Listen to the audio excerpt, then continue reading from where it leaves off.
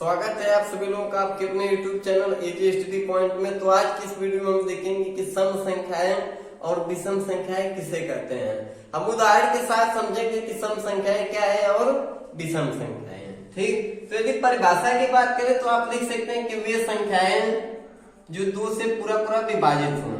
वे संख्याएं जो दो से पूरा पूरा विभाजित हो, दो से पूरा पूरा विभाजित हो जाए सम संख्याएं कहलाती हैं। पूरा पूरा विभाजित हो जाए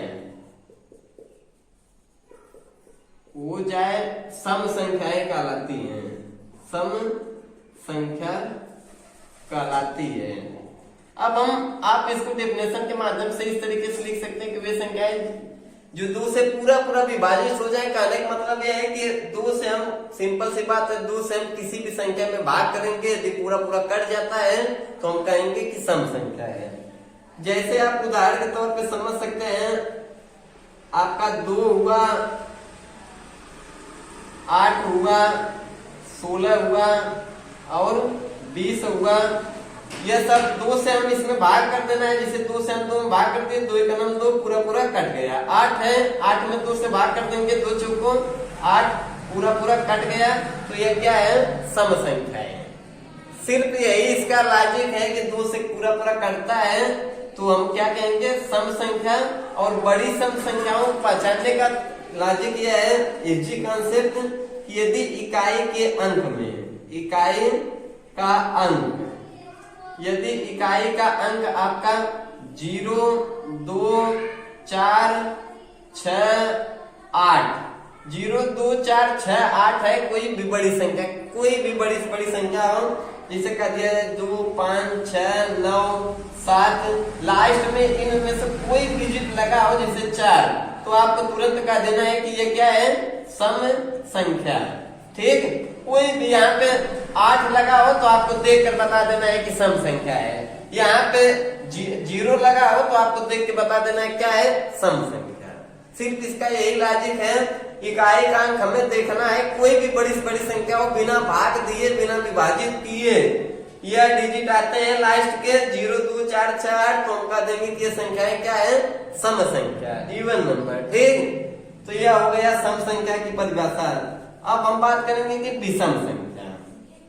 आपसे कोई पूछे कि विषम संख्या क्या है, तो इसमें भी आप लिखेंगे, यहाँ पे आप लिख सकते हैं कि विषम संख्या। यहाँ पे लिख लीजिए विषम संख्या। विषम संख्या वे संख्याएं जो 2 से पूरा पूरा विभाजित न हो। अब यहाँ पे लिख देना विभाजित न हो, विषम संख्या कहलाती है। विषम, ठीक, विषम संख्या कहलाती है। जैसे पहले उदाहरण देख लीजिए, फिर हम समझेंगे। जैसे आप लिख सकते हैं कि 3 हुआ, 7 हुआ, 11 हुआ, 17 हुआ, डैट डैट आदि। कुछ ऐसी संख्याएं जो 2 से पूरा पूरा न विभाजित हो, शेष बच जाए। जैसे देखिए, हम 2 से भाग देंगे, 3 में भाग देंगे, 2 एक 2, 3 में से 2 घटाए 1, 7 है, 2 से 7 में भाग कर दिए, देखिए 2 3 6, एक शेष बच गया। शेष नहीं बचना चाहिए, ठीक, नहीं तो अब शेष बचता है तो वह सम संख्या होगा ही नहीं, क्या होगा? विषम संख्या। सिर्फ यही समझना है, 2 से भाग देंगे, आप इसमें भी समझेंगे। अब देखिए, इसमें हम यह समझेंगे कि यदि इकाई का अंक आपसे पहले ही बताए 0, 2, 4, 6, 8, इनको छोड़ देना है हमें। बाकी क्या बचता है? 1 बचता है, 3 बचता है, 5 बचता है, 7 बचता है और 9 बचता है। ठीक, यह सम संख्या का लॉजिक है, यह सम। ठीक, लास्ट का अंक 0, 2, 4, 6, 8 है तो सम संख्या है, और लास्ट का अंक 1, 3, 5, 7 और 9 है तो यह क्या है? विषम संख्या।